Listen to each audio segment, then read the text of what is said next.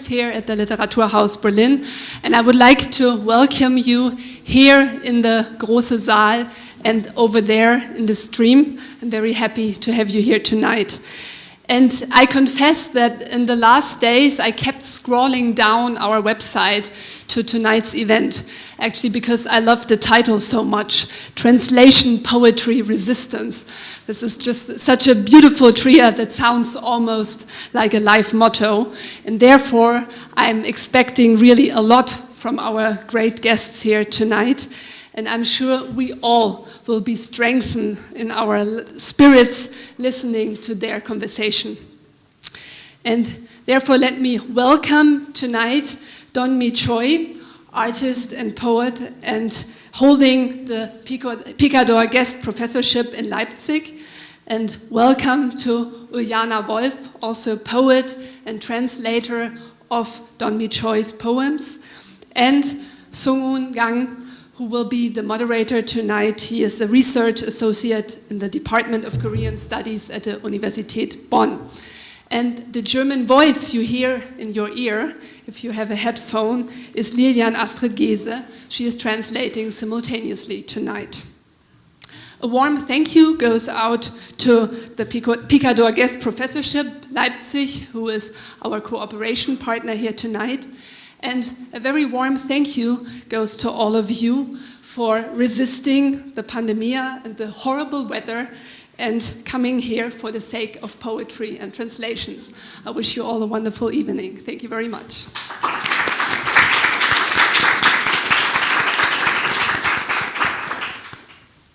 Hallo, guten Abend. 안녕하세요. Good evening, everyone. Welcome to Translation, Poetry, Resistance. I'm Sung-Hoon Kang, a researcher and podcaster based in Cologne, Germany. Tonight, we will meet and converse with two authors whose works have enthused many readers and critics.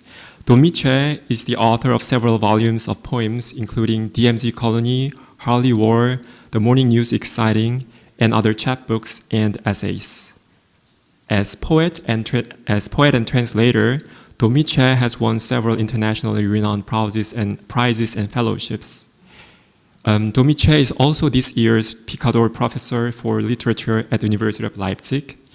The Picador Guest Professorship for Literature brings leading English language writers to Leipzig University's American Studies program to teach creative writing and literary studies.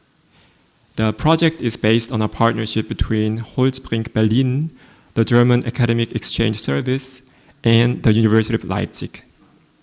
Next to their teaching at American Studies Leipzig, Picador guest professors share their work and expertise with the broader public in readings and other forums that address the potentials of literature for our contemporary society.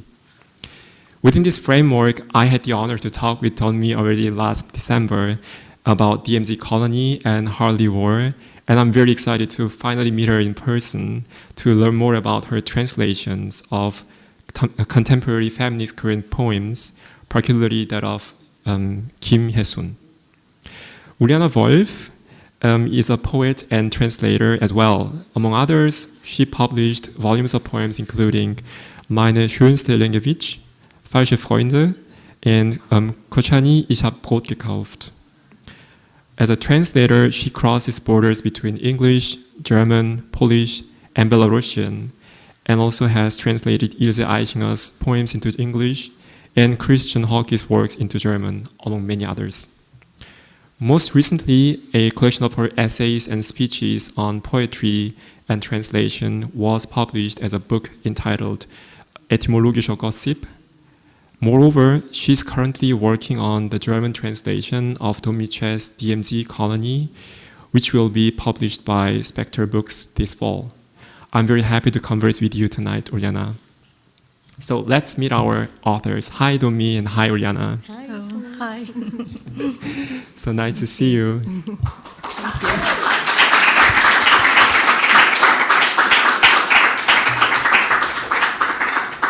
I think one thing that we shared in common is that we teach or we taught this semester at the university, and you as guest professor at the University of Leipzig, and you also in Berlin, I guess. So how was your teaching experience and how did your semester go?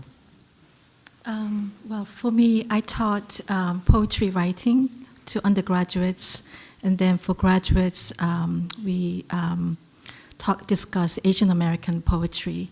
And for both classes, they were great. The students really made the classes. I felt very welcomed by the students as well as the staff. And so it has been a very rewarding experience for me. Yeah. Mm-hmm.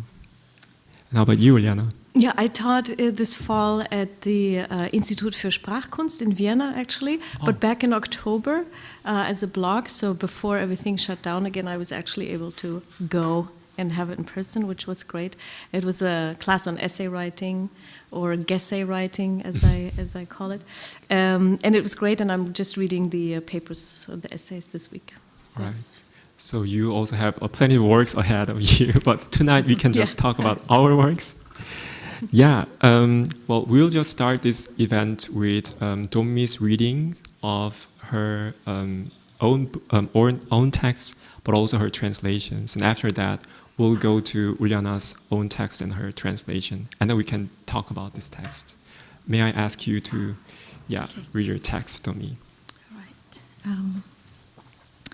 I began to translate contemporary Korean feminist poets after living in the US for about 15 years.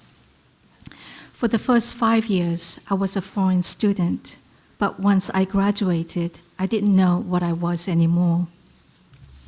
Whenever I applied for jobs, I was told certain things about myself. I was told that I had a strange accent. What kind of accent is it? You seem too shy. Are you sure you're competent for the job? Why don't you stick with a simpler content for your teaching? Since I didn't understand the real meaning of these questions, I couldn't answer them. I had no choice but to jump to a conclusion about myself. I suffered from lack of language. It was the most logical conclusion given the circumstance of my foreign condition. Eventually, I came to realize that besides my strange accent, crippling shyness, and lack of language, I also suffered from a nameless void. I knew very little about the country I was born in, where I grew up as a child. I ventured into translation as a way of examining what Korea was about. I also wanted to know how women poets survived and what they wrote during the brutal military dictatorship in the 70s and 80s. While I was enjoying an abundance of American Ritz crackers in Hong Kong, then flailing about in the land of the free and the home of the brave. Is my home also free? Do I even have a home? Clearly, I didn't look or sound brave. So what was I? I needed to find out what was ailing or failing me. During my translation journey, I found out that I've always been a daughter of neo-colony, and that my nameless void stems from South Korea's neo-colonial condition. I learned that the contemporary history of Korea is so directly tied to the US imperial wars it had waged in Asia that we might as well be one big family, globally speaking. This explained why I had made the choice of going to the US to study, and later chose the US again when my parents relocated to Frankfurt before settling permanently in Australia. This choice of mine was totally logical given the circumstance of my nameless void. I must admit, neo-colonial condition manifests in mysterious ways. I was global even before I was born a Korean. And to explain what I mean by neo-colonial condition and to give some historical context of my translation practice, I will read from a short, I'll read a short excerpt from my pamphlet published by Ugly Duckling Press. It's called Translation is a Mode equals Translation is an anti-neo-colonial mode. As you may know, the first half of the title is from Harry Zone's translation of The Task of the Translator by Walter Benjamin. The other half, I hope, is its twin, a retranslation a radical hybrid of Benjamin's brilliant concept and an anti-neocolonial stance, I have come to choose over the past 15 years of translating contemporary feminist Korean poetry. This hybridity comes from a land divided by the superpowers of the Cold War. Prior to the US intervention, Korea was under Japanese colonial rule. This year, 2022, marks the 77th anniversary of Korea's division and the 70th anniversary of the ceasefire that suspended the Korean War of 1950 to 53. Most recently, in 2018, the North Korean and South Korean leaders have signed the Panmunjom Declaration, calling for peace and reunification. However, without a formal peace treaty agreed by all parties, North and South Korea, China, and the US, the two Koreas remain technically at war. Nearly 4 million, mostly civilians, were killed during the war. I come from a land where we are taught that the US saved us from commies and that North Korea is our enemy. I come from a land of neocolonial fratricide. I come from such two-ness. I speak as a twin. The US established a temporary military rule of Korea from 1945 to 48 and never left. South Korean activists say there are nearly 100 US military bases and installations in South Korea, a land only 1/4 the size of California. Most of the bases are in the process of being consolidated into 2 massive bases, one of which will become the largest overseas US military base called Camp Humphreys. Currently, there are approximately 28,000 US troops stationed in South Korea. In time of war, the US military has operational control over South Korean forces. Since we are still technically at war, we are also technically and perpetually under US military command. I come from such neocolony. Since the end of the Korean War, the US and South Korea have carried out joint military exercises. The names of these joint exercises are worthy of our attention as translators. Counter, blow, strong, shield, focus, lens, team, spirit, RSO and I, reception, staging, onward movement, and integration. Key, resolve, fold, eagle, and most recently, vigilant, ace. These are neocolonial joints, hybrids, spirits. These are order words, to use Deleuze and Guattari's term. I traverse such order words and map them and superimpose another kind of map, the map of my dislocation, including my translations of Kim Il-sung's poetry. For me, Benjamin's translation is a mode, must be jointed with translation, is an anti-neocolonial mode. I must speak as a radical twin. Sorry to just stop there. Because of time, I have to now read a few translations. And I'm going to read 3 poems from Autobiography of Death. It's by Kim Il-sung, and I translated it in 2018. Published by New Directions. 질식, 48세. 그리하여 숨, 그러자 숨, 그 다음엔 숨, 이어서 숨, 그래서 숨, 그렇게 숨, 그리고 숨, 그대로 숨, 그러다가 숨, 그래서 숨, 항상 숨, 이윽고 숨, 언제나 숨, 그런데 숨, 그러나 숨, 그러므로 숨, 그럼에도 불구하고 숨, 끝끝내 숨. 죽음은 숨쉬고 너는 꿈꾸었지만 이제 죽음에게서 인공 호흡기를 뗄 시간, 이제 꿈을 깰 망치가 필요한 시간. Asphyxiation. Day 46. Hence breath. then breath, next breath, subsequent breath, because breath, such breath, and breath, same breath, thereafter breath, thus breath, always breath, eventually breath, perpetually breath, yet breath, however breath, therefore breath, in spite of breath, breath till the bitter end. Death breathes and you dream, but it's time to remove the ventilator from death. It's time to shatter the dream with a hammer. I'm sorry, I forgot to tell you what this book is about. Kim Il-sung wrote 49 poems, and each poem represents one of the 49 days during which the spirit roams after death till it enters the reincarnation, cycle of reincarnation. So this is a Buddhist concept.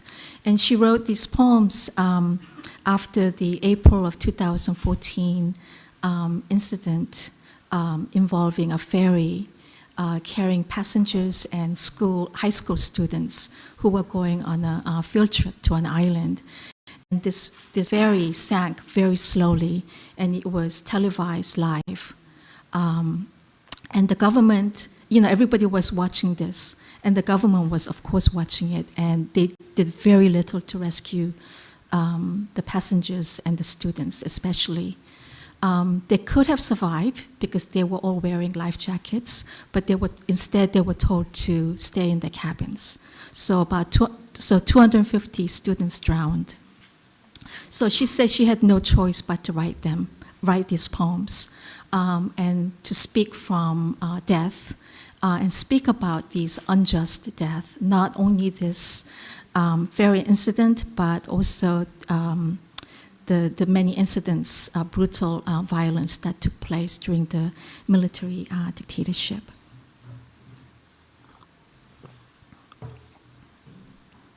Calendar, day 2. A white rabbit dies and becomes a red rabbit.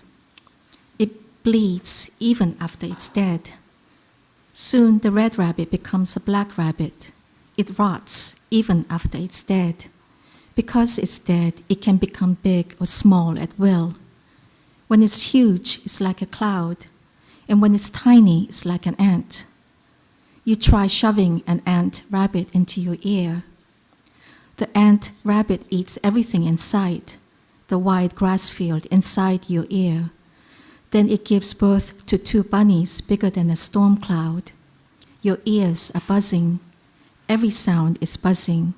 Your ear is dying. A rabbit is dying. Sometimes a dead rabbit reincarnates as a bloodied menstrual pad. Occasionally, you pull out a dead rabbit from your panties. Every month, you pull out a dead rabbit and hang it on the wall. On the wall, you hang a crying that smells like rabbit's ears.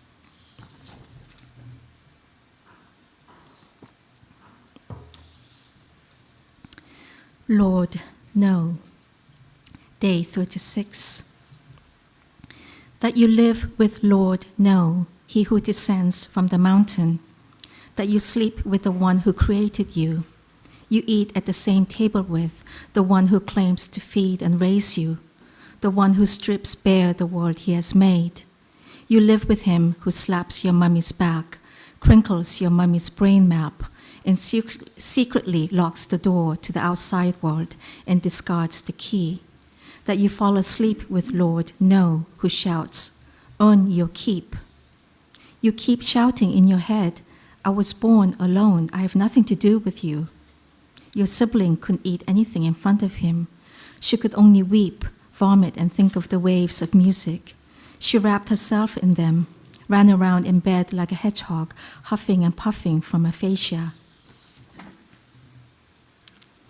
아님께서 아님을 아니하시고 아님의 아니하고 아니하시니 아님이 아니하온지라 아님을 아니하고 아니하여 아니하되 아님이 아닌 아님은 아님이 아니나니 아님이 아님의 아님이요 아닌 아님은 아님이 아니나니 아님이 아님을 아니할 아님이요 아닌 아님은 아님이 아니나니 아님이 아님을 아님으로 아닐 아님이요 아님의 아님하고 아님 아닌 아님은 아님이 아니나니 아님이 아닐 아님이요 아니하기 아니한 아님은 아님이 아니나니 아님이 아니하기 아님을 아니할 아니함이요 아님이 아니한 아님은 아님이 아니나니 아님이 아님을 아니할 아님이요 아니하기 아니하는 아님은 아님이 아니니 아님이 아님의 아님이라 아님을 아니할 아님이요 아님을 아니하니 아님을 하여 아님을 아니한 아님은 아님이 아니나니 아님이 아님의 아님이라 아님을 아니하여 아님을 아니하고 아니하니 아님으로 아님을 아니하여 아니고 아닌 아님을 아니할 아님에게 아님이 아님 하나니 아니하고 아니하라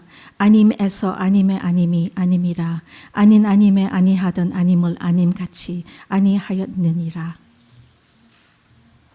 Lord, no, does not Lord, no, and none, and not, and Lord, no, does Lord, no, does not, none, never, Lord, no, nevertheless. Lord, no, who is not Lord, no, is never Lord, no, thus Lord, no, is Lord, no, of Lord, no. Not Lord, no, is not Lord, no, thus Lord, no, is Lord, no, who will none to Lord, no. Not Lord, no, is not Lord, no, thus Lord, no, is Lord, no, who will never Lord, no, to Lord, no. Lord, no, who is not Lord, no, Lord, no, to Lord, no, is not Lord, no, thus is not Lord, no. Lord, no, whom Lord, no, never, not, is not Lord, no, thus never, none, not, to Lord, no. Lord, no, who is not Lord, no, is never Lord, no. Thus Lord, no, is Lord, no, who will not, to Lord, no. Lord, no, who does not, none is not Lord, no. Thus Lord, no, is Lord, no, of Lord, no. Hence is Lord, no, who will not Lord, no. Lord, no, who is never Lord, no, and none. Lord, no, is not Lord, no. Thus Lord, no, is Lord, no, of Lord, no. None to Lord, no, then no, to Lord, no, and never thus not, Lord, no, by Lord, no, is not, Lord, no, is not, Lord, no, to Lord, no, do not and not, Lord, no, is Lord, no, of Lord, no, from Lord, no, Lord, no, who did not, to Lord, no, was none like Lord, no. That you live with Lord, no, that you must end the prayer in his Son's name, that you must live with the one who made the law, yet with its crocodile-like eyes, he tells you to beware of a snake-like friend, that you live forever with Lord, no, who slaps your face, that you live with the naked light, who asks you, whenever you undress, aren't you ashamed? Thank you.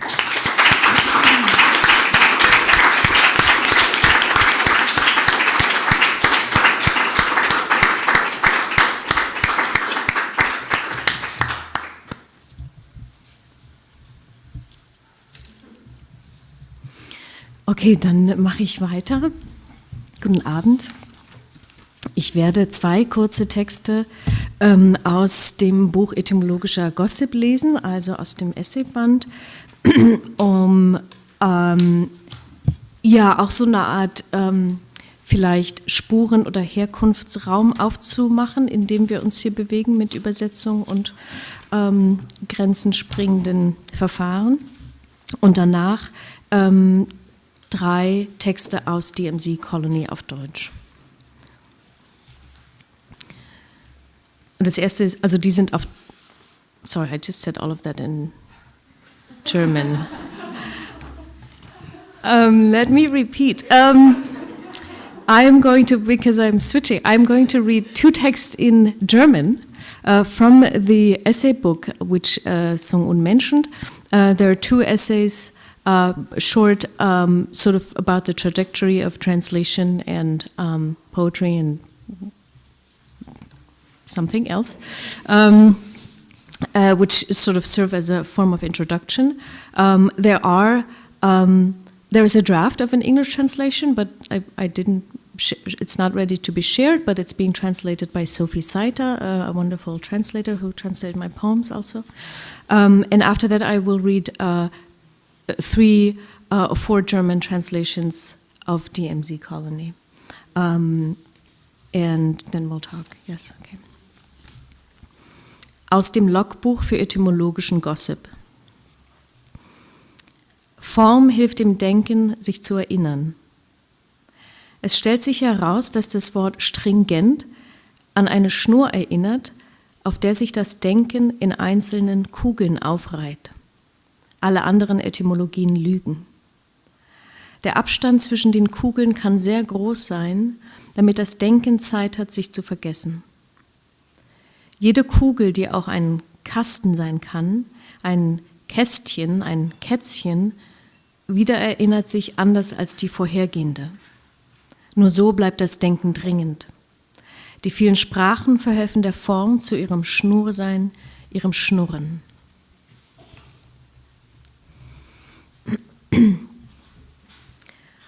Genau, und jetzt einen kurzen Auszug aus einem Essay, der eigentlich eine Rede war vor der Deutschen Akademie für Sprache und Dichtung.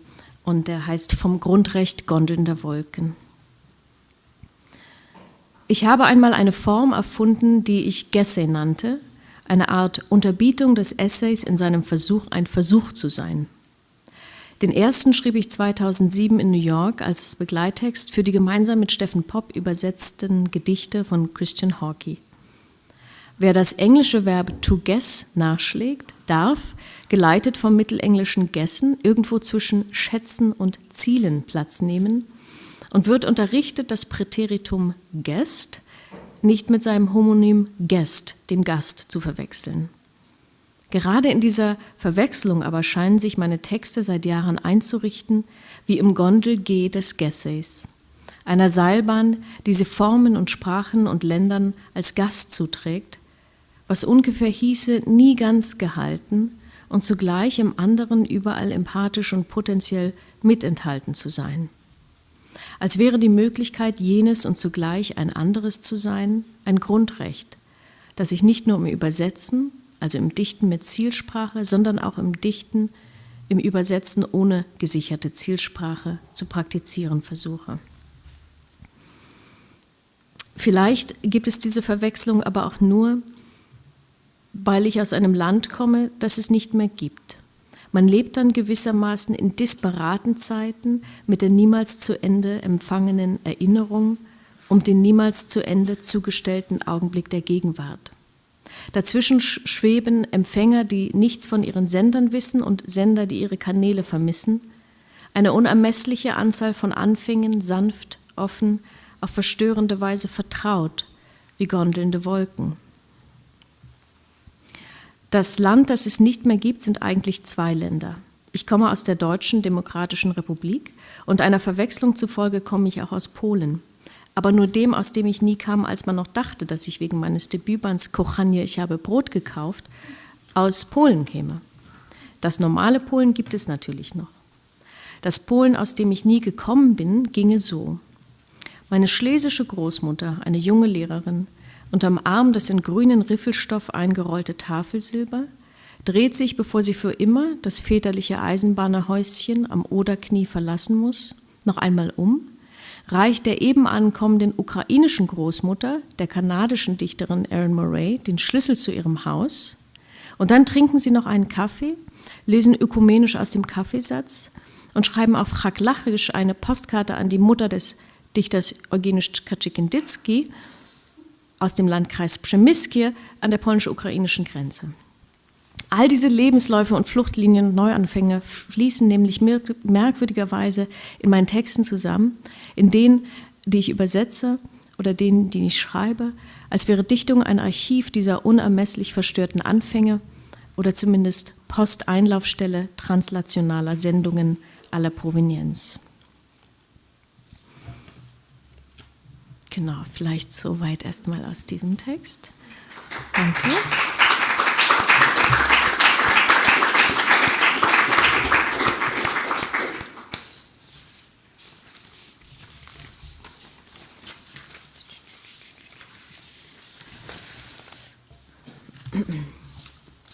Ich lese, I'm going to read the beginning of DMZ Colony from the chapter Wings of Return. Im Moment, also es ist eine Arbeitsfassung, im Moment noch Flügel der Rückkehr, klingt nicht ganz so gut, aber ist erstmal wörtlich sozusagen. Die Mitte einer Nation, der 38. Breitengrad. Die demilitarisierte Zone DMZ Koreas ist ca. 250 Kilometer lang und 4 Kilometer breit. Die DMZ verläuft entlang des 38. Breitengrads, der nach dem Zweiten Weltkrieg zum Ende der 35-jährigen japanischen Besatzung als Teilungslinie festgelegt wurde. Die USA besetzen den Süden, die Sowjetunion den Norden. Noch immer halten die USA Südkorea mit Militäranlagen, Stützpunkten und Truppen besetzt. Die innerkoreanische Grenze ist eine der am stärksten militarisierten Grenzen der Welt. St. Louis, Missouri, 38. Breitengrad. Am 23. Februar 2018, dem Tag meiner Lesung mit Daniel Bożycki in der Pulitzer Arts Foundation, ging ich durch den Forest Park in St. Louis, Missouri. Ich lief in südliche Richtung zum Kunstmuseum von St. Louis, als ich ein fernes Rufen bemerkte, gedämpft ein vielstimmiges Klagen. Noch nie zuvor hatte ich den Schrei der Schneegänse gehört. Die Fülle des Geräuschs, das von irgendwo und nirgendwo und überall zu kommen schien, verwirrte mich. Instinktiv drehte ich den Kopf nach rechts, nach links, dann nach oben. Mein Kopf tief im Nacken löste Schwindel aus, ein bekanntes Symptom des Morbus Meniere. Meine Ohren flatterten, konfus wie Spatzen, den wandernden Schneegänsen nach. Die Gänse gaben mir eine Anweisung, einen Refrain. Zurück, zurück, zurück, zurück, zurück. Dann flogen sie höher, zu hoch für meine Ohren. Sicher bedauerten die Schneegänse den heimwehkranken Spatzen, denn sie schickten mir eine kleine Zeile aus dem Himmel. See you at DMZ. Allein zurückgelassen konnte ich nur noch chilpen. Übersetzerin frei. Suche Arbeit, suche Arbeit.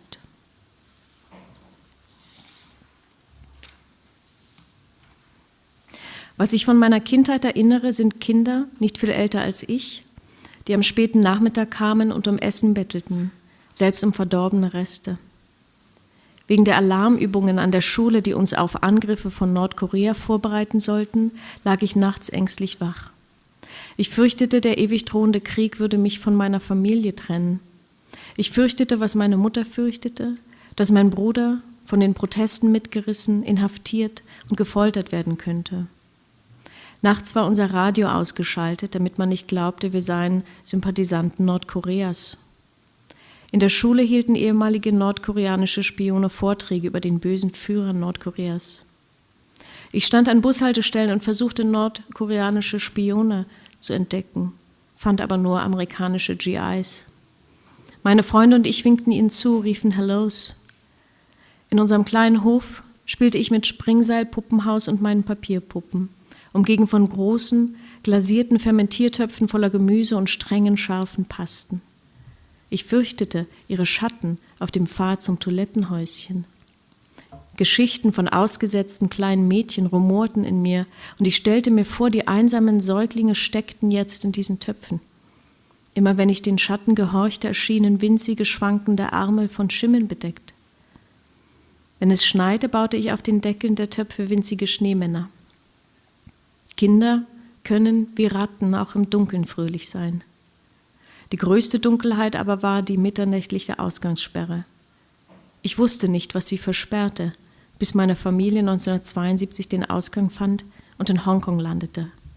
So groß war die Dunkelheit. One more. Are we doing time? Ja. Gut, sorry. Nein, ich lese noch weiter.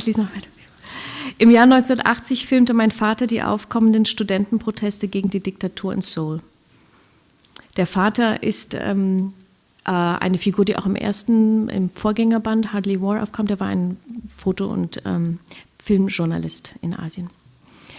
Im Jahr 1980 filmte mein Vater die aufkommenden Studentenproteste gegen die Diktatur in Seoul. Er wurde auch Zeuge der brutalen Niederschlagung des demokratischen Aufstands in Gwangju. Damals glaubte er, die Diktatur würde nie enden und dass wir zu Hause nicht mehr sicher sein würden. Um die Operation meines älteren Bruders bezahlen zu können, der während des Militärdienstes verwundet worden war, verkaufte er eine seiner Kameras. Für die Entlassung meines verwundeten Bruders aus dem Militär und die Erlaubnis, aus Südkorea auszureisen, überließ er der südkoreanischen Regierung Aufnahmen, die er von einem Studentenprotest in Downtown Seoul gefilmt hatte, aus großer Distanz, von einem Dach. Er glaubte, dass er uns so vor dem Leben in ewiger Dunkelheit bewahren könnte. 1983 verstreute sich dann meine Familie in der ganzen Welt, wie meine Mutter sagte. Meine Eltern und mein jüngerer Bruder flogen nach Westdeutschland, meine Schwester blieb in Hongkong, mein älterer Bruder ging nach Australien und ich flog in die USA, um mein Kunststudium abzuschließen. Im Licht litten wir unter Trennung und Heimweh. Im Licht versuchten wir uns irgendwie niederzulassen, wie meine Mutter sagte. Im Licht lebten wir wie die Vögel. Dankeschön.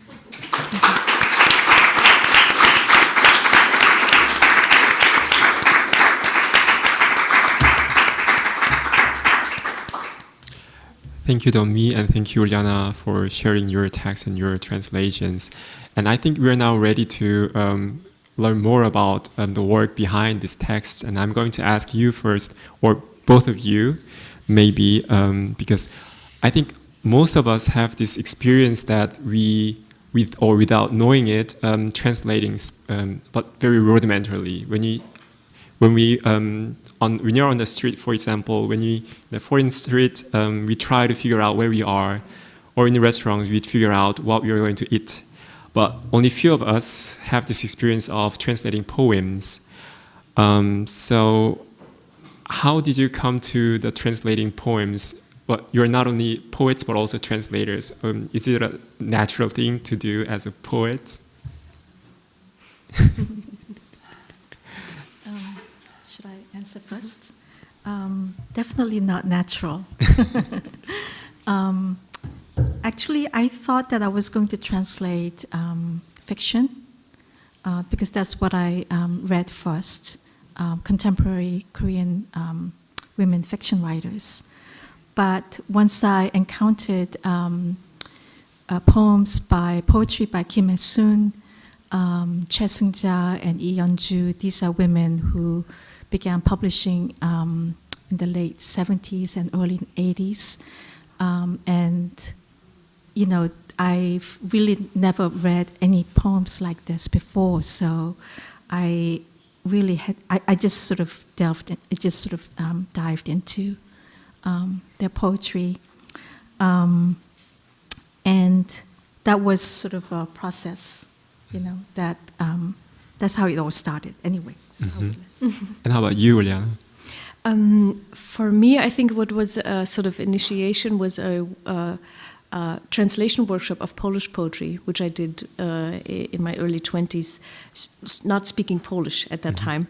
And that was a workshop where we worked together with intermediary translators and the writers for a couple of days.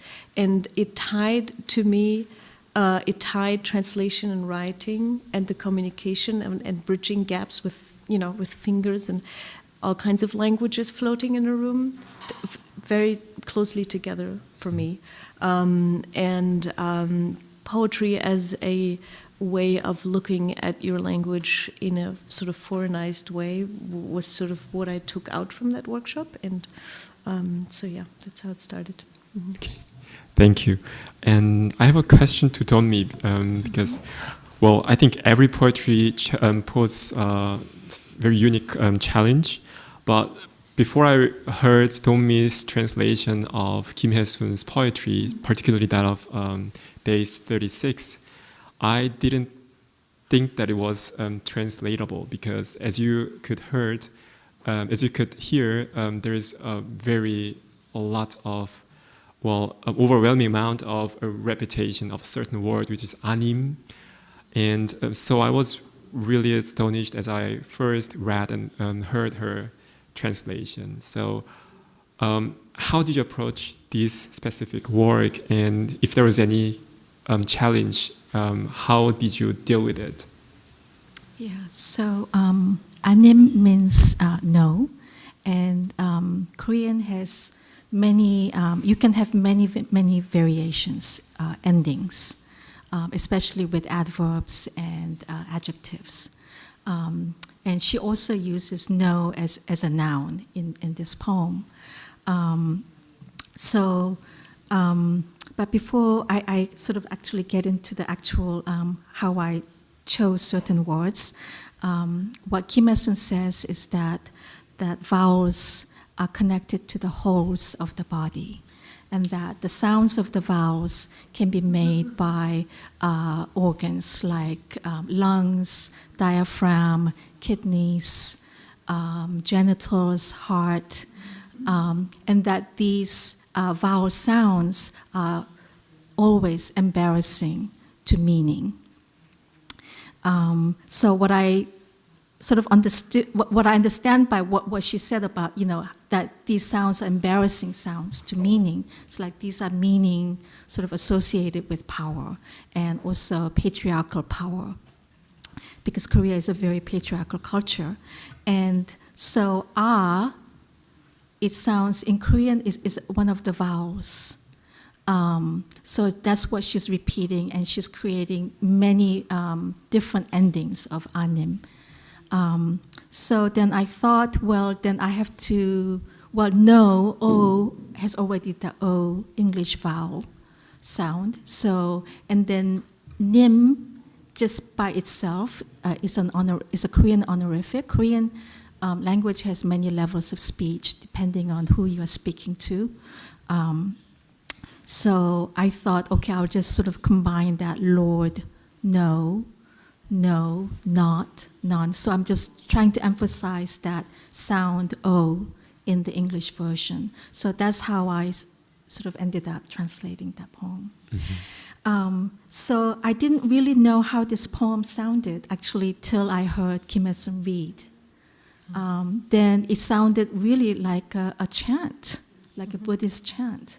So then I thought, okay, so this poem is not only about refusal, saying no, but it sort of turns that meaning of the Lord no against itself. It cancels sort of that cancels itself out, but it's also kind of resisting what she calls as what she refers to as the structure of death that we remain living in.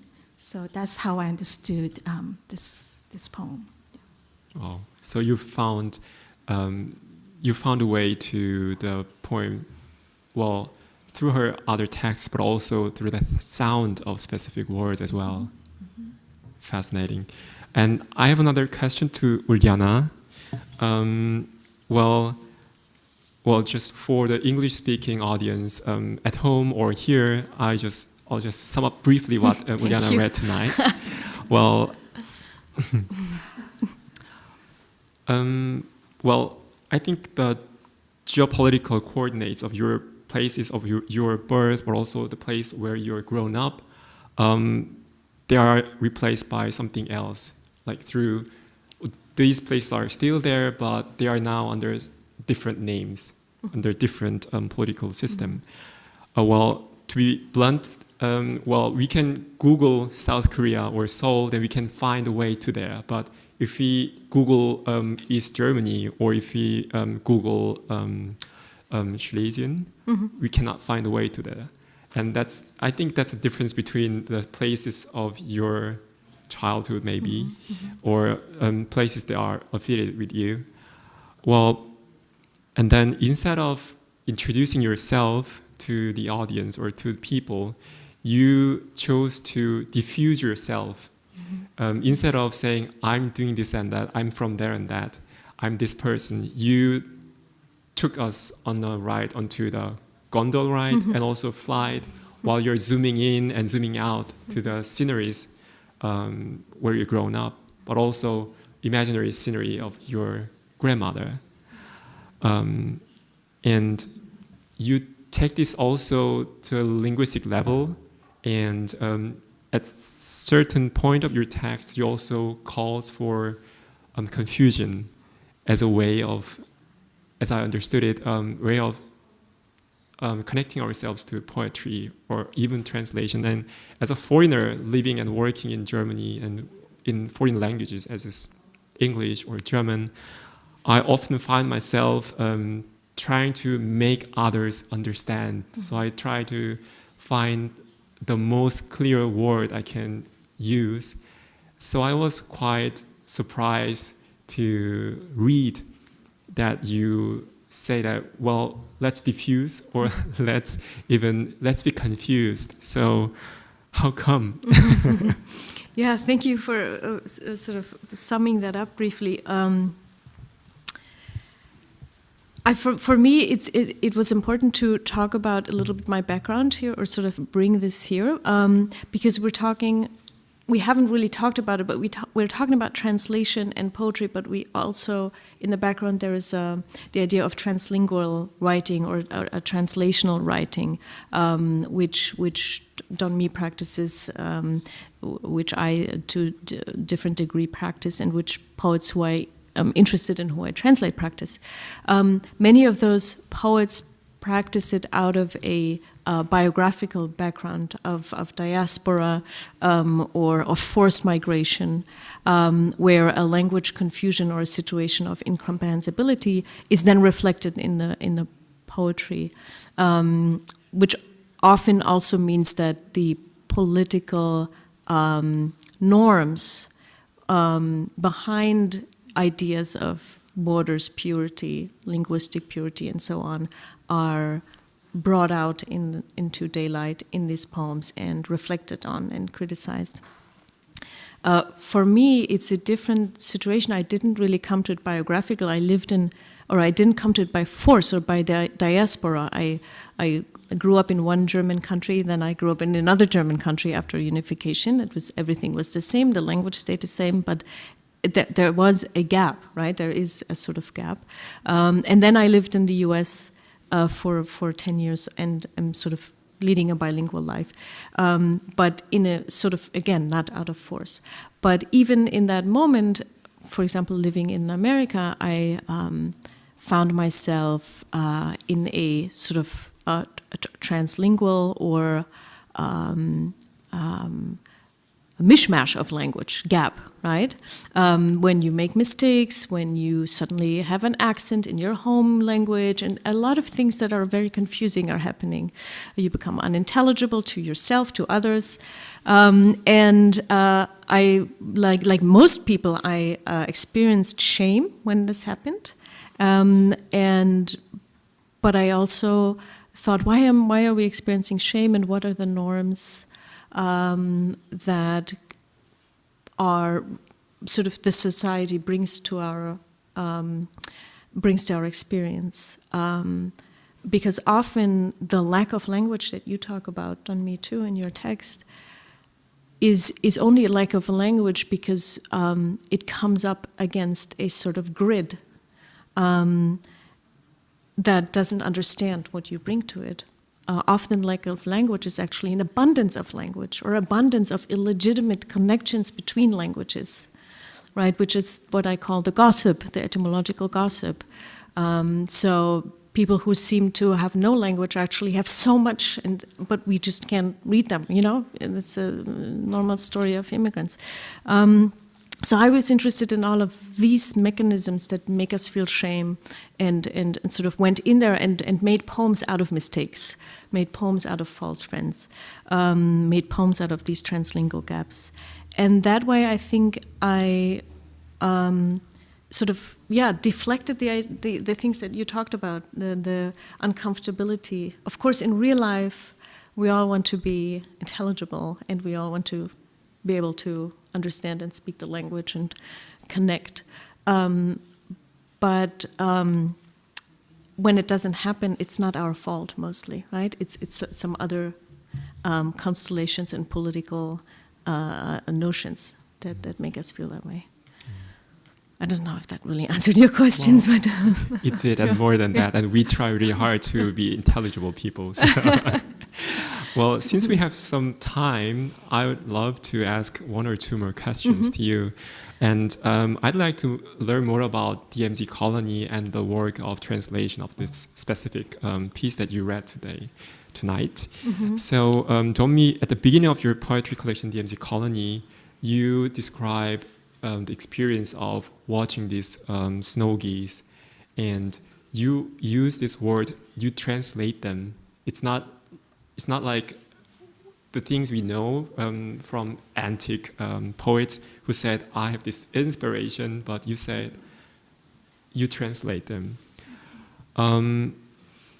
Which moments speak to you, or what catches your attention to be translated, and how do you do that? How do you translate birds flying over the sky into words of yours? Maybe I should say something about to answer that question. I should first say the excerpt that I read, and I talk about the two-ness and being speaking as a twin. My kind of sense of two-ness is definitely out of the national division, but another level, it's also born out of my dislocation. So when I left Korea as a child, I used to think that there was another me that stayed and that kept living, in Korea. So this other me, my twin self, was still in Korea. So I think that I really depend on her quite a bit to catch these things. So I think it was really her who translated the birds. And then she tells me. So it's that sort of idea of having to sort of return to that place where my twin is. And so, this is why I also mentioned about the language of return. So this is how I retrieve memory, how I retrieve history that's been buried. So that's... Thank you. Having heard of that, Oriana? Well, the idea of twin is something that runs through Don Mee's work and that has always fascinated me. I can immediately respond to it. But I don't think I've ever heard you so clearly that she's the translator, the one who gives the dictation in a way, which is fascinating because the...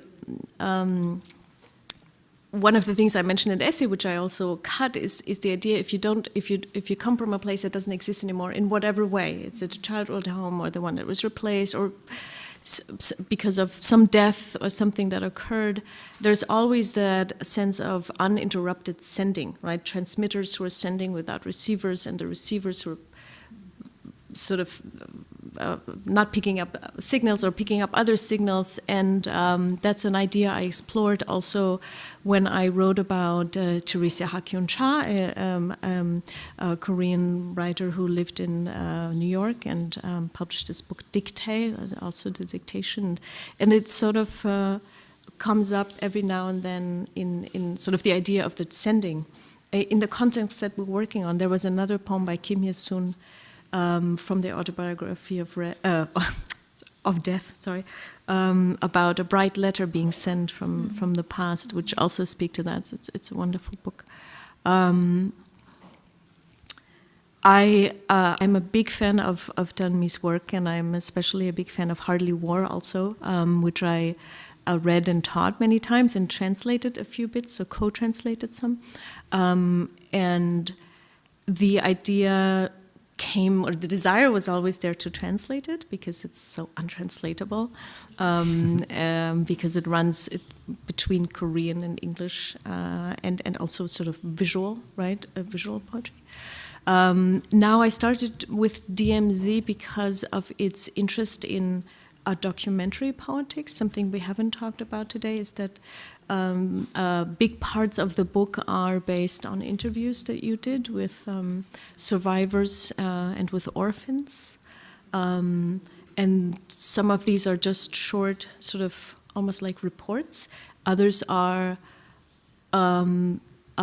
iterations that sort of fall apart and come back together of torture and of how you try to find a language to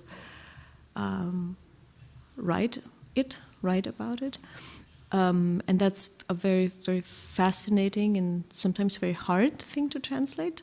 And the idea of that twin, or that twinness, or that sending runs through it, and it's something that's very important for me. There was something else I wanted to say, which I forget.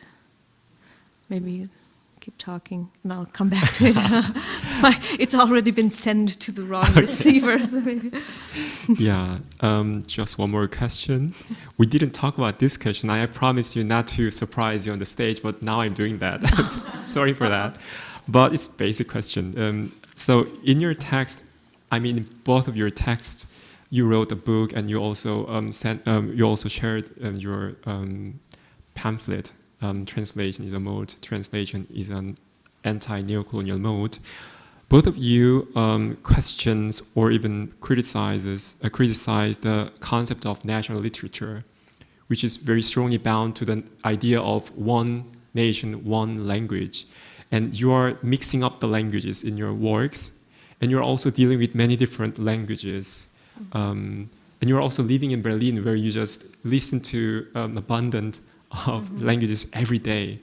So do you think that national literature, can we just keep this concept and just make it diverse? Or is it just done with national literature? Should we just find another concept?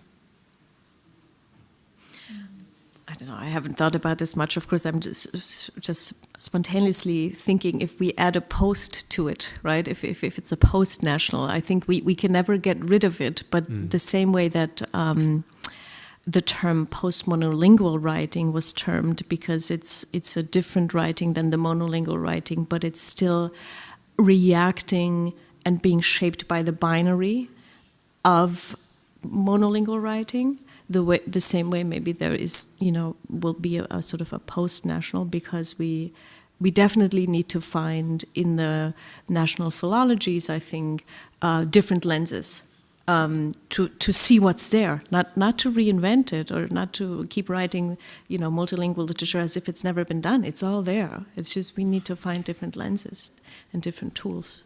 Mm-hmm. How about you, Tommy? I will just say something what Kim Il-sung has always told me, is that she really doesn't have mother tongue, which means the language that she's been given to write poetry, it's been prescribed, it's been invented by men. So she is refusing that language and creating this other language, even though she's still writing in Korean, but that's why she's creating these vowels, these other sounds that are embarrassing, right? That are shameful. I know that we talked about shame as well. So and she often gets asked, like, if her poetry represents, Korean poetry, then she always says, no, I'm writing, my poetry is from Republic of Kim Il-sung. Yeah, thank you for sharing with us that. Well, I'm looking at the watch. 2 republics. Yeah, at least. We have 2 republics there, audience member said just. Well, we are coming to the end slowly, but after we stop sending our images and voices across the internet, well, the audience here have the chance to ask us questions or just come to us and share your emotions and thoughts. But for all the other audience who are at home, where can we see you in the near future, and what are you up to in next months? I'm just going to hide and write.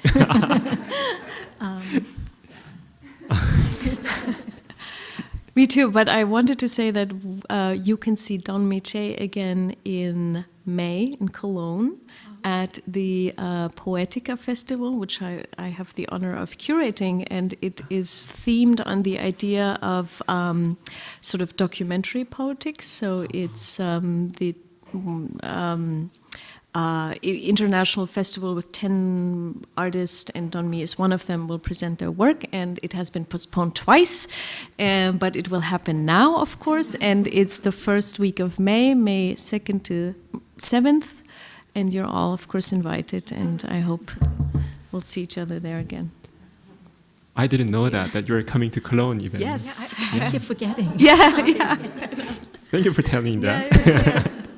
Well, and also, I mentioned it briefly in the first, but your translation of Don Me's DMZ Colony Yes. will be appearing in this fall by Spectre Books. Spectre Books, yes, we're very happy about that, and we'll definitely, start organizing readings. So keep looking for events. All right, so I'll just wrap it up for the streaming, but thank you for being with us tonight. And also, I also really thank you, Holzbrink, and also University Leipzig, and also DAD, and of course, Literaturhaus Berlin. Well, maybe I forgot one or two. No. Yeah, but I also thank you, Vanessa, Rike, and Sophie for helping us with the organization. Thank you a lot. Thank you very much. Thank you.